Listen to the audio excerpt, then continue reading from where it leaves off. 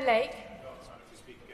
Small businesses form a critical role of the economy of places such as Ngheredigion Preseli, and as the Chancellor will know, increased energy costs has been a real pressure on the ability of small businesses to operate in recent years. And so can I ask the Chancellor, in light of the events of the weekend and the crisis in the Middle East, what consideration is the Government giving to additional support to help small businesses meet the rising energy costs?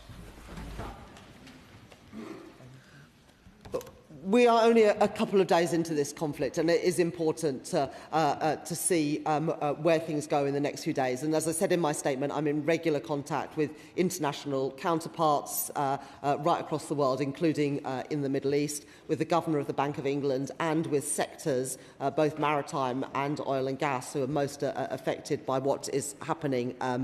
now. But I think you can see by the actions of this government, whether it is taking £150 off domestic energy bills or the extension of the supercharger, which comes in next month to help energy-intensive industries with their energy costs, that we're determined to help people. But in addition, as I just said to my honourable friend from Llanelli, the spring forecast today includes an additional £540 million of Ardell spending and £15 million of Seadell spending, so that the Welsh Government can spend on the priorities of the Welsh people.